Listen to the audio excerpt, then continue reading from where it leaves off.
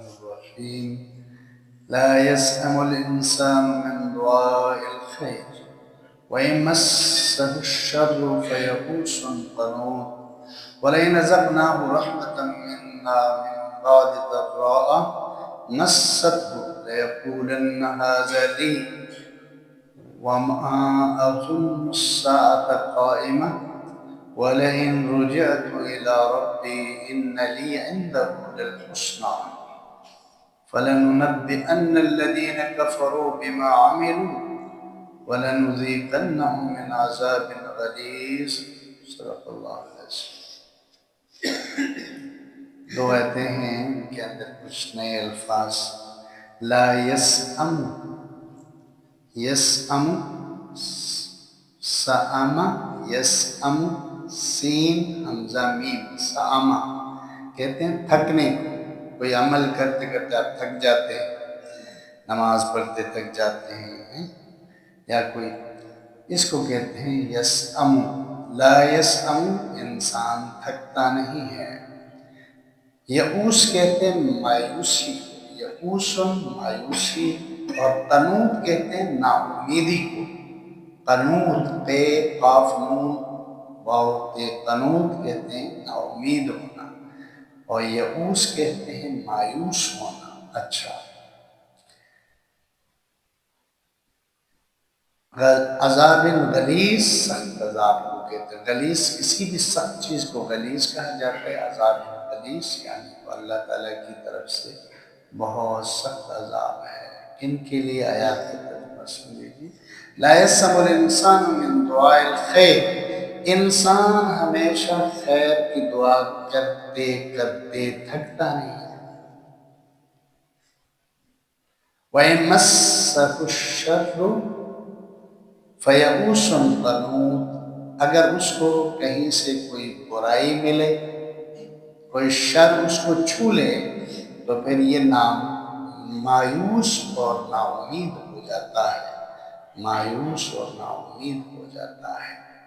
وَلَئِنْ أَذَقْنَاهُ رَحْمَةً مِنَّا مِنْ بَعْدِ ضَرَّاءَ، اگر ہم انسان پر تکلیف کے بعد کوئی مہربانی کا سلسلہ شروع کریں، مَسَّتْهُ لَيَقُولَنَّ هَذَا لِي، تو وہ کہنے لگتا ہے کہ یہ تو میرا حق تھا، یہ تو میرا حق تھا جی۔ وَمَا أَظُنُّ السَّاعَةَ قَائِمَةً، اور مجھے یقین نہیں ہے کہ کہیں قیامت بھی آنے والی ہے۔ اگر وہ آ جائے، وَلَئِن رُجِعْتُ إِلَىٰ رَبِّي، اگر قیامت قائم ہو کر میرے رب کے پاس پہنچ گیا، إِنَّ لِي عِندَهُ لَلْحُسْنَى، تو وہاں بھی میرے ساتھ اچھا ہی ہوگا۔ فَلَنُنَبِّئَنَّ الَّذِينَ كَفَرُوا بِمَا عَمِلُوا، ہم ان کافروں کو ان کے اعمال کی وجہ سے بتا دینا چاہتے ہیں۔ وَلَنُذِيقَنَّهُم مِّنْ عَذَابٍ غَلِيظٍ، اور ہم ان کو سخت ترین عذاب کے مزے چکھائیں گے۔ اچھا، ان میں دو باتیں اللہ تعالیٰ نے کی ہے۔ ایک تو یہ ہے، یہ انسان کی فطرت ہے کہ انسان اللہ سے خیر طلب کرتا ہے، کافر ہے تب بھی، مسلمان ہے تب بھی۔ خیر قرآن میں مال کے لیے استعمال ہوا ہے، حلال مال کو اللہ نے خیر کہا ہے۔ اور خیر کا دوسرا معنی عام اچھائی، کوئی بھی اچھا تمہارے ساتھ ہو جائے، خوشی آ جائے، نفع ہو جائے، صحت مل جائے، شفا مل جائے، عزت مل جائے، یہ سارے خیر کے اندر ہے۔ اللہ تعالیٰ فرما رہے کہ انسان چاہے وہ مسلمان ہے کافر ہے، وہ خیر کی دعا سے تھکتا ہے۔ ہر وقت اس کی یہ کوشش ہوتی ہے خیر ہی مل جائے جی، خیر ہی مل جائے جی، خیر ہی مل جائے۔ کبھی کبھی ایسا جب ہو جاتا ہے کہ کسی وقت ان کو کوئی برائی مل جاتی ہے، کوئی شر آ کے ان کو چھو لیتا ہے، کوئی غم آ جاتا ہے، کوئی پریشانی آتی ہے، کوئی مصیبت آتی ہے، کوئی بیماری آتی ہے، کوئی نقصان ہو جاتا ہے کاروبار میں، تو انسان پھر مایوس بھی ہو جاتا ہے اور نا امید بھی ہو جاتا ہے۔ یہ انسان کا رویہ ہے، مجموعی رویہ انسانوں کا ایسا ہی ہے۔ خیر کی طلب ہر وقت ہے، اگر شر آ جائے تو سیکھنے لگتے ہیں، اور جو نہ بے اس کو قبول نہیں کرتے۔ لیکن ایک انسان اللہ کو جب تسلیم کرتا ہے، اللہ کی حکومت کو، اس کے معبود ہونے کو، اس کے اقتدار کو، اس کی مرضی کو جب انسان تسلیم کرتا ہے تو آپ کے بارے میں، میرے بارے میں، انسان کے بارے میں اللہ کا جو فیصلہ آ جائے وہ ماننا ہی ابدیت کا تقاضا ہے۔ خیر کا فیصلہ آئے اس کو بھی ماننے کی ضرورت ہے، شر کا فیصلہ آئے اس کو بھی ماننا، کہ ہماری ابدیت کا تقاضا یہی ہے۔ ہم اللہ کے بندے ہیں، اس بات کا تقاضا یہ ہے خیر و شر اللہ کی طرف سے جب آئیں گے ہم دونوں کو قبول کریں۔ یہ تو نہیں کہ صحت میں تو بڑے خوش ہو جاتے ہیں، بیماریوں کو اللہ کو چھوڑ دیتے ہیں۔ اسی لیے علماء نے لکھا جس مصیبت اور پریشانی کے بعد آپ کا رابطہ اللہ سے مضبوط ہوتا ہے مزید پہلے سے زیادہ، تو آپ کی مصیبت آپ کے لیے درجات کی بلندی کا ذریعہ ہے۔ جس مصیبت اور پریشانی کے بعد آپ کا اللہ کے ساتھ رابطہ ٹوٹ جاتا ہے، پہلے نماز پڑھتے تھے اب نماز نہیں پڑھ رہے، پہلے صاحب اخلاق تھے اب بد اخلاق ہو گئے، پہلے سخاوت کرتے تھے اب نہیں کر رہے، یعنی مصیبت پریشانی آنے کے بعد، حالت کے آنے کے بعد حالت بدل گئی کہ انسان پہلے اللہ کے لیے نماز پڑھتا تھا، نیکی کا وہ نہیں کرتا، نمازیں چھوڑ دیا، اخلاق چھوڑ دیے، برائیاں کی طرف جانے لگے، تو سمجھ لو کہ یہ مصیبت اس بندے کو دنیا اور آخرت میں ٹوٹلی ذلیل کرنے کے لیے آیا ہے۔ اسی لیے چھوٹی چھوٹی بیماریوں میں، نزلہ زکام میں، سر درد میں، چھوٹی چھوٹی حساب کتاب میں اپنے اعمال کو نہ چھوڑیں، اعمال میں لگے رہیں، اعمال میں لگے رہیں۔ اعمال کلا پڑھ چکے ہیں، دین کے اندر اللہ نے شفا رکھا ہے۔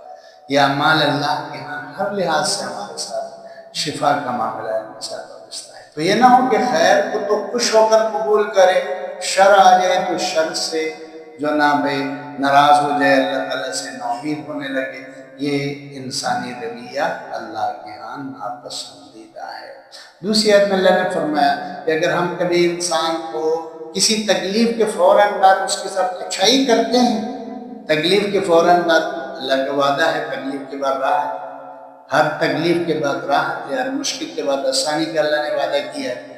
اگر کہیں ایسا ہو کہ بھئی تکلیف کے بعد کسی کے ساتھ مہربانی کا سلوک اللہ فرمائے تو وہ یہ سمجھتا یہ تو میرا حق تھا، بھئی میں تو اسی کا اہل تھا، اور میں نہیں سمجھتا کہ قیامت کوئی آنے والی چیز ہے، یہ اس کا کافر کا رویہ، میں نہیں سمجھتا قیامت کا کوئی آنے والی چیز ہے، لیکن اگر آ جائے تو وہاں بھی للحسنی، وہاں بھی میرے ساتھ اچھائی ہوگا، اچھائی مل گئی، نشہ آ گئی، تو وہی سمجھتا ہے کہ دنیا میں بھی یہ اچھائی میرا حق تھا مجھے مل گیا، اور آخرت میں بھی جو خیر ہے وہ اگر قیامت قائم ہو جائے میں اللہ کے پاس پہنچا تو وہاں بھی اللہ میرے ساتھ اچھا ہی کریں گے۔ لیکن قیامت کے انکار کی وجہ سے یہ بندہ کافر ہے، اس کی یہ حسرت کبھی پوری نہیں ہوگی۔ ایمان میں کھوٹ، ایمان میں کمزوری، ایمان نہیں ہے تو پھر آپ کی اور انسان کی جو نام ہے اس طرح کی آرزو اور تمنا بیکار ہے، ان کا کوئی فائدہ اس کو نہیں ہوگا۔ اللہ نے آخر میں فرمایا کہ ہم کافروں کو ان کے اعمال بد کے بارے میں ضرور جتلائیں گے، بتائیں گے کہ ان کے لیے سخت ترین عذاب ہے۔ وہی اعمال بد میں سے آخرت کا انکار، قیامت کا انکار بہت بڑا جو نام ہے اعمال بد میں سے، تو اللہ تعالیٰ فرما رہے ہیں کہ انسان تمہارے ساتھ اچھا سلوک ہو جائے، تمہارے ساتھ برا سلوک ہو جائے، تم تو اپنے بندگی کے تقاضوں کو ہمیشہ پورا کریں۔